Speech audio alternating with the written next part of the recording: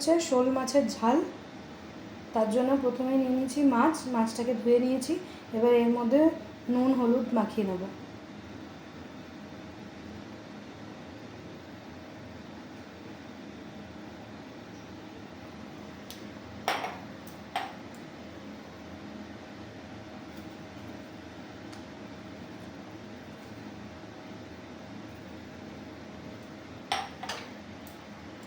আমরা একটু ঝাল খাই বলে একটু লঙ্কার গুঁড়ো মাখিয়ে নিচ্ছি মাছে।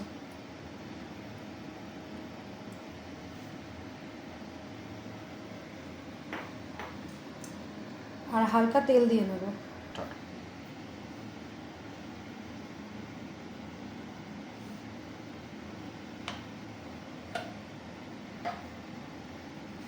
এবার মাছগুলোকে ভালো করে মাখিয়ে নিতে হবে।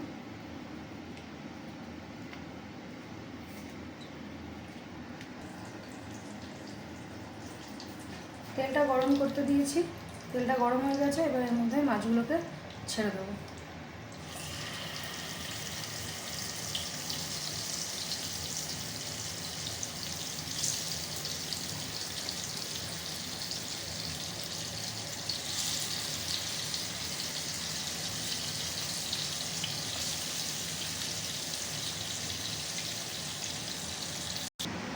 মাছটা ভাজা হয়ে গেছে, মাছটা তুলে নিয়েছি। এবার আমি এই আলুগুলো ঢেলে দেবো।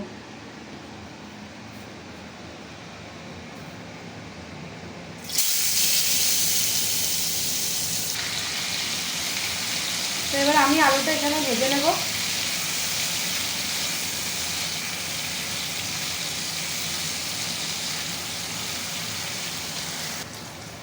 তো দেখো আমার আলুটা ভাজা হয়ে গেছে।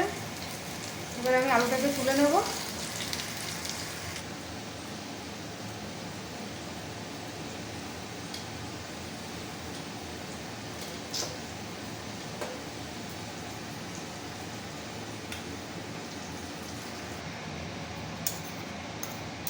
আলুটা আমার ভাজা হয়ে গেছে, আমি তুলে নিয়েছি। এবার আমি এর মধ্যে দিয়ে দেবো পেঁয়াজ বাটা।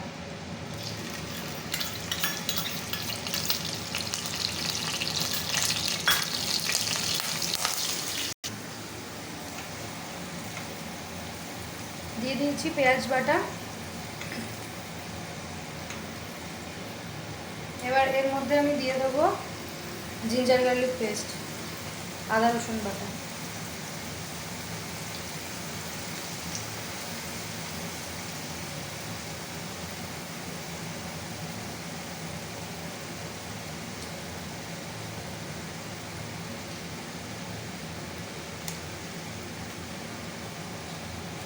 এবার দিয়ে এটাকে একটু নাড়তে থাকবেন।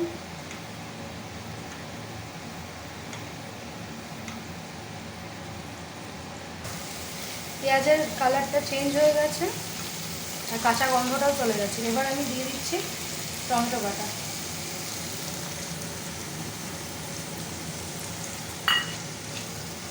এবার হালকা করে একটু নেড়ে নেবো।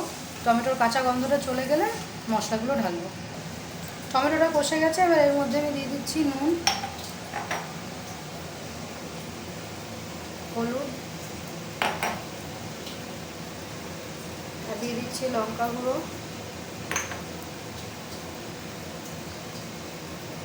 ধনে গুঁড়ো, আর দিয়ে দিচ্ছি জিরে গুঁড়ো। নিয়ে এবার এটাকে ভালো করে কষাতে হবে যতক্ষণ না মশলা থেকে তেল বেরিয়ে আসবে ততক্ষণ পর্যন্ত। তো মশলাটা আমার মোটামুটি কষানো হয়ে গেছে। এবার আমি এর মধ্যে আলুগুলো দিয়ে দিচ্ছি। এই আলুগুলো দিয়ে একটু মশলাটাকে একটু কষাবো। তো আমার মশলাগুলো কষে গেছে।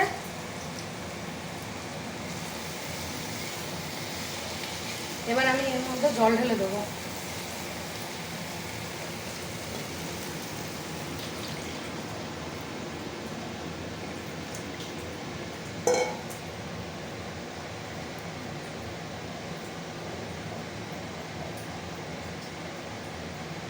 এবার মাছগুলো দিয়ে দেবো, দিয়ে একটু ফুটাবো, ফুটিয়ে নামিয়ে নেবো।